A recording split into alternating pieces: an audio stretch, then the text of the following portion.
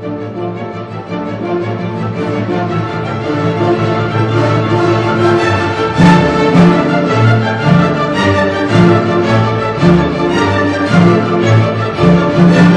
sempre fui uma pessoa fascinada pela beleza. Então, quando eu voltei a desenhar e a pintar, eu procurei imagens de pessoas que me seduziam. E comecei a fazer um portfólio, comecei a guardar, juntar rostos. E quando eu vi em um determinado momento que eu tinha vários rostos da publicidade. Quando eu fui fazer meu trabalho de conclusão, eu fui levada, digamos assim, pelos professores a fazer um trabalho de pintura, já que eu estava pintando. Então eu resolvi repensar aquelas imagens e comecei a colocar uma do lado da outra e vi que tinha um estereótipo muito forte na publicidade. Eram todas mulheres muito parecidas, sempre na mesma posição, sempre numa posição sedutora, com a boca entreaberta, e nenhuma delas com mancha no rosto, nenhuma delas com mais de 30 anos, e a grande maioria, mais de 95%, eram loiras. Então esse estereótipo me chamou muito a atenção, porque não aparecia nenhuma mulher mais velha, nenhuma mulher negra, nenhuma mulher operária, nenhuma mãe. Eles usavam sempre o mesmo estereótipo da mulher eternamente bela, eternamente feliz, eternamente sedutora. Então eu quis começar a fazer um trabalho, para o meu trabalho de conclusão, fazendo um oposto a isso. Talvez porque eu também estava numa fase de questionamento dessa coisa da sedução, do desejo. Para fazer o contraponto, eu pintei, separei várias, mais de 10, e comecei a pintar elas todas com um fundo cor-de-rosa, para mostrar esta felicidade eterna. E mostrar que todas elas não passavam de estereótipo. Ninguém é assim o tempo inteiro. Ninguém é sempre feliz, ninguém é sempre jovem. E para fazer o contraponto disso, eu resolvi usar baratas e moscas. E quando eu apresentei meu trabalho de conclusão, eu ia cada vez colocando mais moscas e cada vez colocando mais baratas, a ponto de que aquela beleza ficava escondida atrás dos adesivos de baratas e de moscas.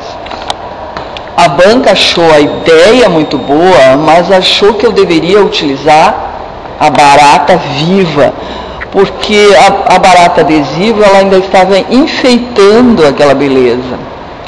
Eu achei que a barata viva, pelo próprio tamanho dela, correndo em cima da tela, tiraria também o olhar para o que eu queria dizer, que era o estereótipo da mulher.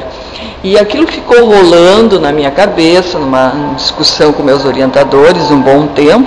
Veio aqui o pessoal do Rumos Itaú. E tinha um dos curadores que avaliou o trabalho de alguns artistas do Vale dos Sinos, entre eles o meu. Ele olhou o trabalho e foi uma das primeiras pessoas que automaticamente olharam e disseram: Magda, tu estás falando... Eu falei da publicidade, tudo isso, e ele me disse, isso é só um discursozinho, ele me disse, porque na verdade você está falando do desejo e da morte do desejo. Aí eu disse para ele, mas é exatamente isso, tu é a primeira pessoa que entendeu do que eu estava querendo falar. Daí ele disse, mas eu acho que esse tema, esse discurso que tu está falando, que tu está buscando, talvez, se tu experimentasse uma outra técnica, teria mais força. Aí eu fui para casa e mandei fazer alguns viveiros de caixas grandes de acrílico, e eu já tinha ouvido falar de um criador de baratas, de uma empresa Piriza de Taquara, que ele cria baratas para testar uns produtos tipo Matin 7, que eles também fabricam, Entrei em contato com ele, coloquei as imagens que tinham servido de tema para o meu trabalho, coloquei essas imagens dentro dos viveiros, encharquei com leite condensado, água e açúcar, por isso aparece muito açúcar nas imagens, e botei esse açúcar principalmente nas bocas, porque a boca é um órgão sexual, e é o único órgão sexual aparente, e a publicidade utiliza muito esse órgão sexual para chamar a nossa atenção. As bocas estão sempre entreabertas, elas parecem na verdade vaginas mesmo. Então eu queria que as baratas começassem a comer justamente pelas bocas, então eu encharquei ali. Me conta uma coisa antes de continuar. Logicamente, tu não tinha ideia tu nunca teve esse contato. Como é que foi passar desse momento de baratas? A barata, ela incomoda, ela é um mito da sociedade, né? Quando mulheres e muitos homens também pensam em baratas, vem aquela sensação de terror, né? Tá, tudo bem, tu sabia que tu ia trabalhar com baratas e tal, mas como é que foi a primeira vez que tu despejou uma quantidade de barata dentro da clínica? Como é que tu passou esse momento pela tua transição? Bom, eu queria antes, né, quando eu fiz o trabalho de conclusão, eu queria encontrar uma metáfora para o luxo e para a beleza. E eu achei que a melhor metáfora era justamente as baratas e as moscas varejeiras. Porque as baratas são um inseto que estão ligados à sujeira, mas eles não fazem mal nenhum, eles não te mordem, e se tu dá uma batida elas saem correndo, mas dentro da ideia da gente, tu na verdade não tem medo, tu tem nojo, tu tem fobia, e eu descobri que tem gente impressionante, não pode nem ver esse animalzinho. Eu tentei realmente, conversei com um rapaz que queria camaleões e outras coisas, e ele procura baratas e bueiros, e eu fui durante o meu trabalho de conclusão, eu fui nos bueiros, ele me ensinou a pegar as baratas, e eu fui mesmo nos bueiros. Então as pessoas achavam aquilo incrível, porque eu com esse tipo, né, todo educadinho, loirinho, arrumadinho, não tinha absolutamente nada a ver com baratas e bueiros. E eu justamente queria fazer esse contraponto. Eu filmei, fiz uma filmagem com as baratas, projetei essa filmagem em cima das pinturas, então eu fiz várias experiências para encontrar aquela sensação que eu queria passar, mas nenhuma delas ainda estava adequada. Então quando eu fui buscar as baratas lá no cara, que eu vi o viveiro, que ele me deu, eu de certa maneira já tinha passado, eu tinha tanta vontade de passar essa coisa que estava me incomodando quase um ano, que eu realmente não senti medo. A pessoa que me ajudou, que era minha colaboradora na ocasião, a Débora Lacroix, ela não podia nem aguentar ver aquilo, mas eu aos poucos fui começando a tratar com as baratas como se fosse qualquer outro inseto. Eu sei, e elas começam depois que tu começa a conviver com elas, tu começa a ver que elas têm uma série de hábitos que tu nunca parou para pensar, porque o nojo, a gente é tão grande, só a menção dessa coisa da barata já faz com que tu saia correndo, procure uma vassoura, né? Prepare o teu pé para matar ela, que muito pouca gente deve ter olhado assim, mas eu passei 3 meses convivendo com elas, nesses viveiros.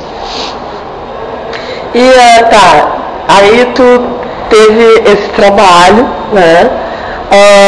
Onde tu me contou eu pulei, né? Não, só a gente veio para esse momento barato, né? Mas a gente estava realmente no processo, onde estava muito interessante que tu coloca que é essa questão sexual, né? Que a barata começaria a comer primeiro pela boca. Ou também tem o mal é o que vem da boca do homem, né? Então também tem várias leituras que se pode ter sobre essa coisa da barata na boca vagina, na boca de onde entra e sai coisas. Sim. Né? Eu queria que ela fosse justamente para esses pontos chaves que para mim no rosto, os óculos representavam a máscara, o esconder, o não querer ver. Elas estavam se escondendo de qualquer violência, qualquer sujeira, qualquer coisa que... A maioria dos modelos usa óculos. Não é possível. Não.